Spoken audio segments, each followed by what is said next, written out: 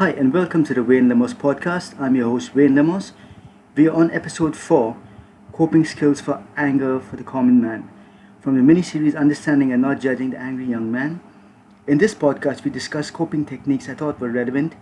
Some of them may have been repeated from the anxiety coping series, but here again, I would like you to analyze what is happening over here so you gain better understanding and can think the same in real time when the time is needed. A couple of the coping skills that we are going to be looking at over here. Number 1 is triggers with CBT thinking. Number 2 is why am I angry, looking at it from a thinking point of view and a neurological point of view. Number 3 is meditation and mindfulness. Number 4 is keeping an anger log. Number 5 is keeping a timeout with divergence. Number 6 is breathing techniques. And number 7 is sleeping. Also here, please realize that nutrition plays a very important role. It would be a very good idea to go back to episode 3 also, understanding nutrition and anger for the common man, from this mini-series to be able to understand it better and get the best results. We start off with triggers. Triggers are anything that can initiate anger in you. They could be being corrected, receiving insults, being ignored, disrespect of your personal space or your personal time, disrespect of your perceived self-importance or authority, being lied to, being misunderstood, etc. Over here, take a week and note down your triggers and then do the same for the next week. Categorize them as following. Title: Before I Was Angry. Your thoughts. There you can write your thoughts. Your behavior. There you can write your behavior. Your plans. There you can write your plans. So this is all before you got angry. The next title, your trigger. What set you off? Write about it. The third title is, write about your thoughts after you got angry, your behavior after you got angry, and your plans after you got angry. Next, write the question, did I overreact to the situation? You can answer to yourself. Next, how else could I have handled the situation?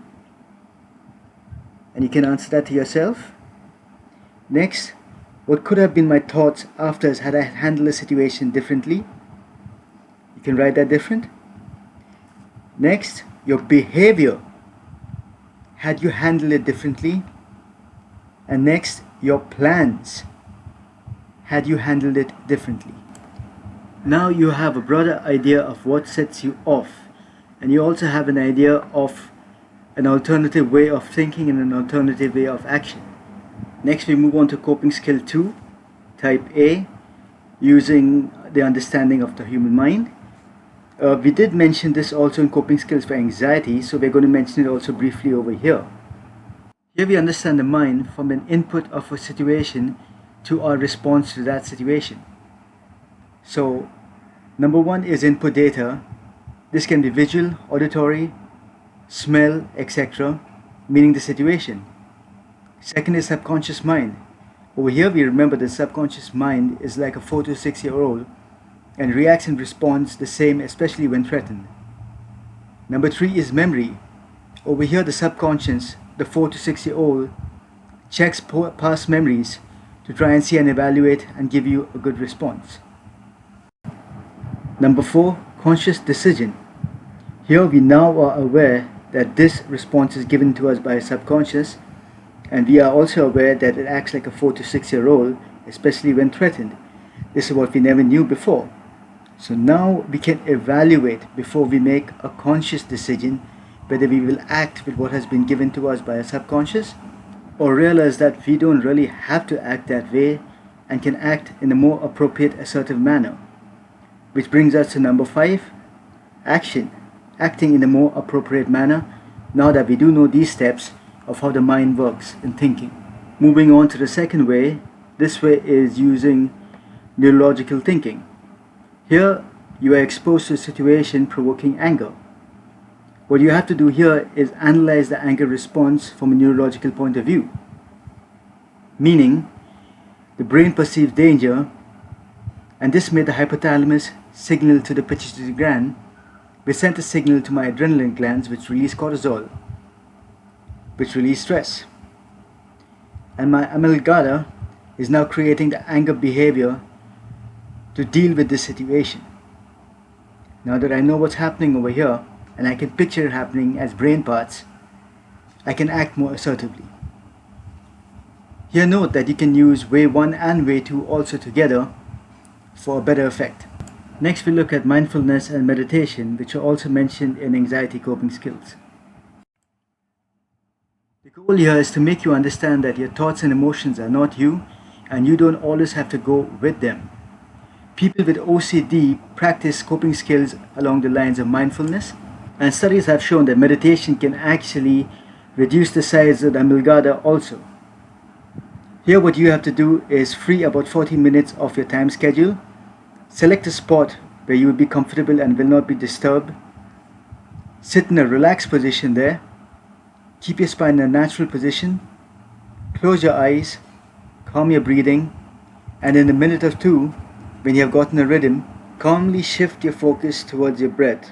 How it enters into your nostrils and how it leaves your nostrils. How it moves into your windpipe. How it enters into your lungs. Feel this movement for a minute or two, and then shift your attention gradually towards your feet. Feel your feet internally. Move up towards your knees. Feel the sensations, and keep moving upwards gradually until you reach your head. Once you reach your head, move to your thoughts. Let them move around you.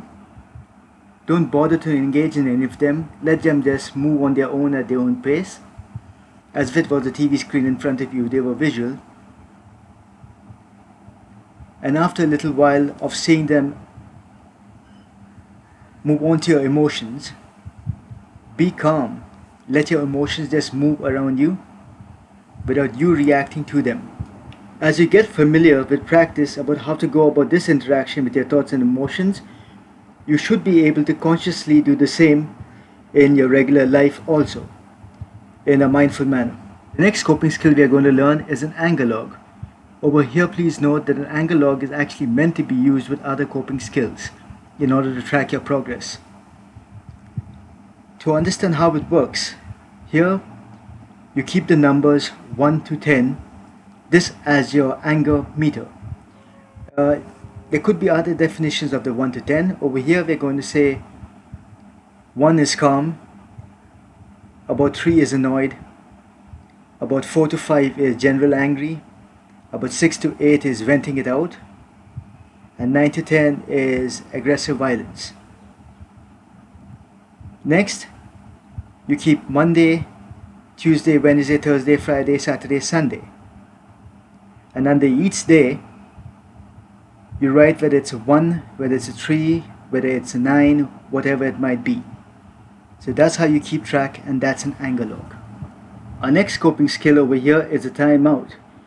A timeout could generally be with an understanding between two people.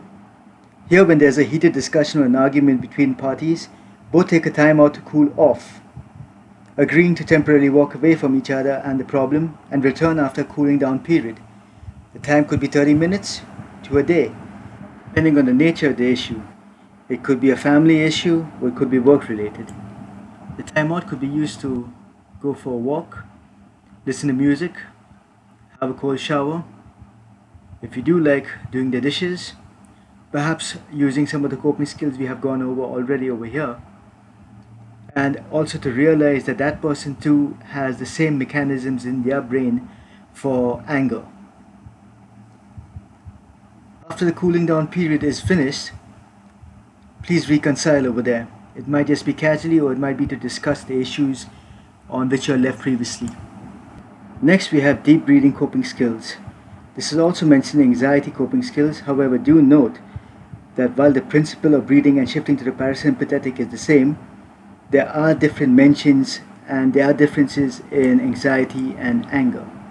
Intense emotions, such as anger, are felt in the sympathetic nervous system, So we really have to shift to the parasympathetic nervous system.